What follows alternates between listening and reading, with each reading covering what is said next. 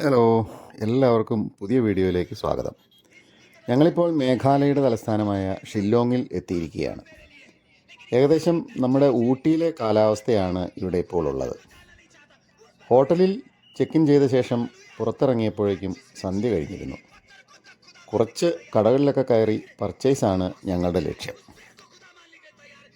Christian മിഷണറിമാർ ഇവിടെ നിന്ന് സുവിശേഷം പ്രസംഗിക്കുന്നത് കേൾക്കുന്നുമുണ്ട്. ഇവിടെ ഇപ്പോൾ സമയം 6 മണിയായിട്ടുള്ളൂ, പക്ഷേ നല്ലവണ്ണം ഇരുട്ട് പടർന്നിട്ടുമുണ്ട്. വിവിധ തരം കച്ചവട സ്ഥാപനങ്ങളുള്ള ഒരു സ്ട്രീറ്റാണ് ഇത്. നേരത്തെ തന്നെ ഇരുട്ട് വരുന്നതിനാൽ ഏകദേശം 8 മണിയോടുകൂടി കടകളൊക്കെ തന്നെ അടയ്ക്കും. ഞങ്ങൾ നേരെ കമ്പിളി വസ്ത്രങ്ങൾ വിൽക്കുന്ന ഒരു കടയിലേക്കാണ് പോകുന്നത്.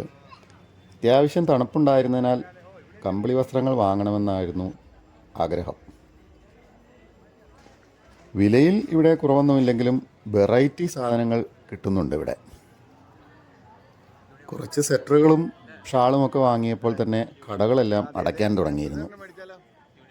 നമ്മുടെ ബ്യൂക്കോ പോലെയുള്ള ചില മദ്യക്കടകളും ഈ ഭാഗത്ത് കാണുന്നുണ്ട്. വാങ്ങിയ കമ്പിളി വസ്ത്രങ്ങൾ ധരിച്ച് ഇവിടെ നിന്ന് കുറച്ച് ഫോട്ടോകളൊക്കെ ഞങ്ങൾ എടുക്കുകയുണ്ടായി. കടകളൊക്കെ അടച്ചു തുടങ്ങിയതിനാൽ പിന്നെ പെട്ടെന്ന് തന്നെ ഞങ്ങൾ താമസിക്കുന്ന എം ക്രൗൺ എന്ന ഹോട്ടലിലേക്ക് പോയി. അതിനുശേഷം ഡിന്നറിന് വേണ്ടി റെഡിയായി വരികയാണ്. സിറ്റിയിൽ തന്നെയുള്ള ഒരു വലിയ ഷോപ്പിംഗ് കോംപ്ലക്സിൻ്റെ മുകളിലത്തെ നിലയിലാണ് എം ക്രൗൺ ഹോട്ടലുള്ളത്. നല്ല സൗകര്യങ്ങളുള്ള ഒന്നാണ് ഈ ഹോട്ടൽ. ഡിന്നറിന് അല്പം താമസമുണ്ടെന്ന് പറഞ്ഞതിനാൽ ഹോട്ടലിൻ്റെ ലോബിയിലെ സൗകര്യങ്ങൾ ഞാൻ പകർത്തുകയാണ്.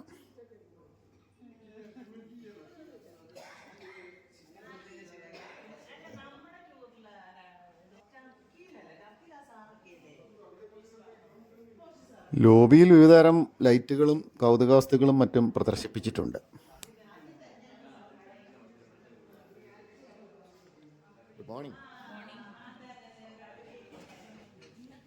അപ്പോഴേക്കും ബുഫേ ഡിന്നർ റെഡിയായി. വിപുലമായ മെനു ഒന്നുമില്ലെങ്കിലും രുചികരമായ ഡിന്നർ എല്ലാവരും നന്നായി കഴിക്കുകയും ചെയ്തു.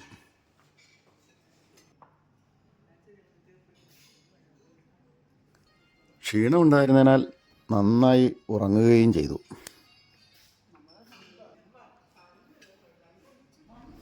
രാവിലെ തന്നെ എഴുന്നേറ്റ് ഞങ്ങൾ പെട്ടെന്ന് തന്നെ റെഡിയായി ഇവിടെ നിന്നും ഏകദേശം 100 കിലോമീറ്റർ ദൂരെയുള്ള ഉംകോട്ട് റിവർ കാണാൻ പോവുകയാണ്.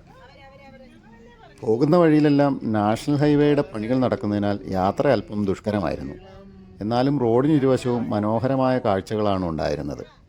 റോഡിൻ്റെ ഒരു ഭാഗം വലിയ താഴ്വാരമാണ്. അവിടെ ഇറങ്ങി നിന്ന് കാണാൻ പറ്റിയിരുന്നെങ്കിൽ നല്ല കാഴ്ചകൾ ഉണ്ടാകുമായിരുന്നു. ഏകദേശം 3 മണിക്കൂർ കഠിനമായ യാത്ര ചെയ്ത ശേഷമാണ് ഞങ്ങൾ ലക്ഷ്യസ്ഥാനത്ത് എത്തിച്ചേർന്നത്. പാർക്കിങ്ങിൽ വാഹനം നിർത്തിയ ശേഷം വലിയ ഒരു കവുങ്ങിൻ തോട്ടത്തിലൂടെ വേണം ഉംകോട്ട് റിവറിനടുത്തേക്ക് നടന്നു പോകുവാൻ. ഏകദേശം കേരളത്തിലൊക്കെ കാണുന്ന കവുങ്ങിൻ തോട്ടം പോലെ തന്നെയാണ് നമുക്കും ഈ തോട്ടം കാണുന്നത്. ചെറിയ നടപ്പാതയുടെ ഇരുവശവും വിവിധ കച്ചവട സ്ഥാപനങ്ങളും മറ്റുമുണ്ട്. ധാരാളം ടൂറിസ്റ്റുകൾ എത്തുന്ന ഒരു സ്ഥലമാണ് ഇവിടം.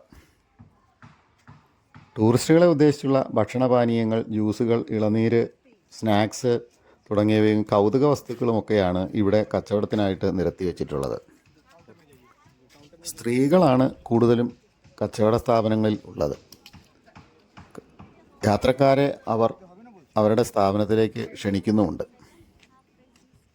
ഇന്ത്യ ബംഗ്ലാദേശ് അതിർത്തിയിലുള്ള ദൗക്കി എന്നറിയപ്പെടുന്ന ഒരു ചെറിയ പട്ടണത്തിനടുകിലൂടെയാണ് ഈ ഉംകോട്ട് റിവർ ഒഴുകുന്നത്. അതിനാൽ ഇതിന് ദൗക്കി റിവർ എന്നും അറിയപ്പെടുന്നുണ്ട്. ശുദ്ധവും സുതാര്യവുമായ വെള്ളമാണ് ഈ നദിയുടെ പ്രത്യേകത. നദിയുടെ അടിത്തട്ട് വരെ വ്യക്തമായി കാണാവുന്ന ഈ നദിയിലൂടെയുള്ള തോണിയാത്ര ടൂറിസ്റ്റുകൾക്ക് വളരെ പ്രിയപ്പെട്ട ഒന്നാണ്. ഏഷ്യയിലെ ഏറ്റവും വൃത്തിയുള്ള ഈ നദി പ്രാദേശിക മത്സ്യത്തൊഴിലാളികൾക്ക് ഒരു പ്രധാന മത്സ്യബന്ധന കേന്ദ്രം കൂടിയാണ്. അല്പദൂരം നടന്നു കഴിഞ്ഞപ്പോൾ നദിയുടെ കരയിലായി ഒരു മരത്തിൽ ഉംകോട്ട് റിവർ എന്ന് രേഖപ്പെടുത്തിയ ബോർഡ് കാണാം. UMNGOT എന്നാണ് ഉംകോട്ടിൻ്റെ സ്പെല്ലിംഗ് രേഖപ്പെടുത്തിയിട്ടുള്ളത്. ഇവിടെ നിന്ന് ഫോട്ടോകൾ എടുത്ത ശേഷമാണ് ഞങ്ങൾ നദിക്കരയിലേക്ക് ഇറങ്ങിയത്. ഉങ്കോട്ട് നദിയിൽ മണലടിഞ്ഞുണ്ടായ ഉയർന്ന തീരമാണ് ഇന്ത്യ ബംഗ്ലാദേശ് അതിർത്തിയായി കണക്കാക്കിയിരിക്കുന്നത്. മണൽത്തിട്ടയിൽ ഇന്ത്യ ബംഗ്ലാദേശ് അതിർത്തി രേഖപ്പെടുത്തിയ ബോർഡും അതിനടുത്തായി കാവൽ നിൽക്കുന്ന ഇന്ത്യൻ പട്ടാളക്കാരെയും കാണാം. ഇവിടെ വീഡിയോ റെക്കോർഡിംഗ് അനുവദിക്കുന്നുമില്ല. ഇന്ത്യൻ അതിർത്തിയിൽപ്പെട്ട നദിയുടെ ഭാഗത്ത് തടാകം പോലെ രൂപപ്പെട്ട ഒരു ഭാഗത്താണ് തോണിയാത്ര നടത്തുന്നത്. നിരവധി തോണികളാണ് യാത്രികരെ കാത്ത് ഇവിടെയുള്ളത്. വിവിധ നിറങ്ങളടിച്ച ഈ വഞ്ചികൾ കാണുവാൻ വളരെ മനോഹരവുമാണ്. ബംഗ്ലാദേശ് ഭാഗത്ത് മോട്ടോർ ബോട്ടുകൾ ഉണ്ടെങ്കിലും ഇന്ത്യൻ ഭാഗത്ത് തുഴയുന്ന തരം ചെറിയ ബോട്ടുകൾ മാത്രമേ ഉള്ളൂ. നദിയിലെ വെള്ളം മലിനപ്പെടാതിരിക്കാനാണ് മോട്ടോർ ബോട്ടുകൾ അനുവദിക്കാതിരിക്കുന്നത്. നദിയിലെ വെള്ളം ആകെ കലങ്ങിയാണ് കാണുന്നത്. ഏഷ്യയിലെ ഏറ്റവും തെളിഞ്ഞ നദി കാണാൻ വന്ന ഞങ്ങൾ ആകെ നിരാശരായി. ഏറ്റവും പ്രിയപ്പെട്ട ഇനമായ നദിയിലെ തോണിയാത്ര ഉപേക്ഷിച്ചാലോ എന്ന് വരെ ചിന്തിച്ചു. ഏതായാലും ഇത്രയും ദൂരം വന്നതല്ലേ, വെയിലത്തായാലും തോണിയാത്ര നടത്താൻ തന്നെ എല്ലാവരും തീരുമാനിച്ചു. അങ്ങനെ ഞങ്ങൾ ഒരു തോണിയിലേക്ക് കയറി. തോണിക്കാരൻ തോണി പുറകിലേക്ക് തുഴഞ്ഞു തുടങ്ങി. വളരെ ചെറിയ തോണിയായതിനാൽ അല്പം ശ്രദ്ധിച്ചു വേണം ഇരിക്കുവാൻ. 3 പേരെ മാത്രമാണ് ഒരു തോണിയിൽ കയറ്റുന്നത്. തോണി മുന്നോട്ട് പോകുമ്പോൾ ഉയർന്ന മലകളുടെ അടിവാരവും മനോഹരമായ കാഴ്ചകളും കാണാനുണ്ട്. ഉങ്കോട്ട് നദിക്ക് കുറുകെ 1932 ബ്രിട്ടീഷുകാർ നിർമ്മിച്ച തൂക്കുപാലം അക്കാലത്തെ അതിശയകരമായ ഒരു നിർമ്മിതിയായിരുന്നു.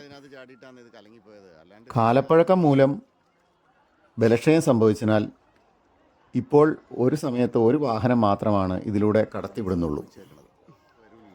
ഈ പാലത്തിന് പകരമായി കുറച്ച് ദൂരെ നിർമ്മിക്കുന്ന പാലത്തിൻ്റെ പണികൾക്ക് വേണ്ടി 2 മാസത്തോളമായി നടക്കുന്ന മണ്ണിടിക്കൽ മൂലം നദിയിലേക്ക് മണ്ണ് വീണാണ് വെള്ളം ഇതുപോലെ കലങ്ങിയിട്ടുള്ളത്. ദൂരെയായി കാണുന്നതാണ് ദൗക്കി തൂക്കുപാലം. കണ്ണാടി പോലെ തെളിഞ്ഞ് കാണേണ്ട വെള്ളം ബ്രൗൺ നിറത്തിൽ കലങ്ങിയാണ് ഇരിക്കുന്നതെങ്കിലും വെള്ളത്തിന് എന്തോ ഒരു പ്രത്യേകത ഉള്ളതുപോലെ ഞങ്ങൾക്ക് തോന്നുന്നുമുണ്ട്. റോഡ് പണിക്കായി മണ്ണിടിക്കുന്നത് പുഴയുടെ പല ഭാഗത്തായി നമുക്ക് കാണാം. നിരവധി തോണിക്കാർ യാത്രക്കാരുമായി പുഴയിലൂടെ പോവുകയും വരികയും ചെയ്തുകൊണ്ടിരിക്കുന്നുണ്ട്. ഇരുവശത്തുമുള്ള കാഴ്ചകൾ കണ്ടുകൊണ്ട് ഞങ്ങൾ മുന്നോട്ട് പോയിക്കൊണ്ടിരിക്കുകയാണ്.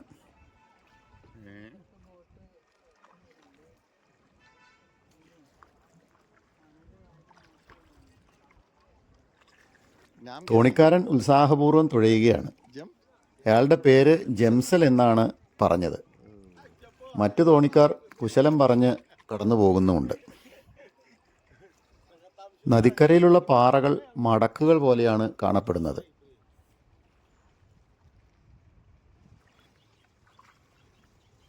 ഇപ്പോൾ നമ്മൾ ദൗക്കി പാലത്തിന് അടിയിലൂടെയാണ് കടന്നുപോയിക്കൊണ്ടിരിക്കുന്നത്.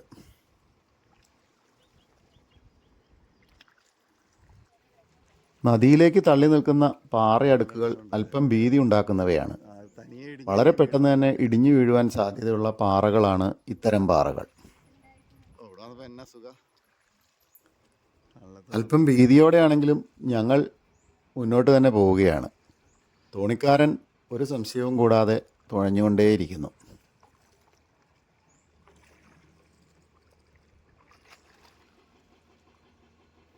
ദൂരെയായി മലയുടെ ഒരു ഭാഗത്ത് കുറച്ച് കെട്ടിടങ്ങളും മറ്റും കാണുന്നുണ്ട്. ചിലപ്പോൾ ഒരു ഗ്രാമമോ അല്ലെങ്കിൽ ചെറിയ പട്ടണമോ ആയിരിക്കും.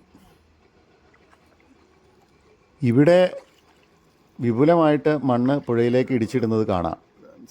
ഇതാണ് പുഴയിലെ വെള്ളം കലങ്ങുന്നതിന് കാരണമായിട്ടുള്ളത്. പുതിയ പാലം പണിയുന്നത് ഈ ഭാഗത്താണെന്നാണ് തോന്നുന്നത്.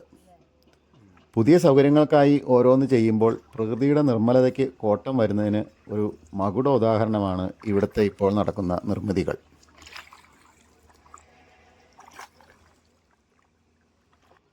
ഇവിടെയും നദിയിൽ കല്ലും മണലും അടിഞ്ഞ് വലിയ തീരം രൂപപ്പെട്ടിട്ടുണ്ട്. ഇവിടം വരെ വന്ന ശേഷം തോണികൾ തിരികെ പോവുകയാണ്. മണൽത്തിട്ടയിൽ ചില കച്ചവടങ്ങളൊക്കെ നടക്കുന്നുണ്ട്. ചിലർ തോണിയിൽ വന്ന് ഇവിടെ ഇറങ്ങി അല്പം കഴിഞ്ഞിട്ടാണ് പോകുന്നത്. അങ്ങനെയുള്ള തോണികളാണ് ഇവിടെ കാത്തു കിടക്കുന്നത്. തോണികൾ തിരികെ പോവുകയാണ്. നല്ല വെയിലുള്ളതിനാൽ തൊപ്പിയോ കുടയോ ഇല്ലാതെ ഈ തോണിയിൽ ഇരിക്കുവാൻ പറ്റുന്നുമില്ല. തിരിച്ചുള്ള യാത്ര പുഴയുടെ എതിർവശത്തു കൂടിയാണ് പോകുന്നത്. അതിനാൽ വശങ്ങളിൽ പുതിയ കാഴ്ചകളാണ് ഉള്ളത്. വീണ്ടും നമ്മൾ തൂക്കുപാലത്തിനടിയിലൂടെ കടന്നുപോയിക്കൊണ്ടിരിക്കുകയാണ്.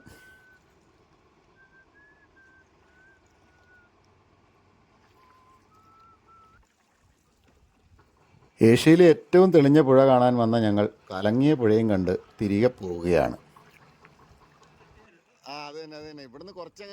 പുഴയുടെ തീരത്തും മറ്റും നിന്ന് വിവിധ ഫോട്ടോകളും എടുത്ത് ഞങ്ങൾ അടുത്ത സ്ഥലത്തേക്ക് പോവുകയാണ്. ആ വീഡിയോ വിശേഷങ്ങളുമായി വീണ്ടും കാണാം. അതുവരേക്കും എല്ലാവർക്കും ഗുഡ് ബൈ.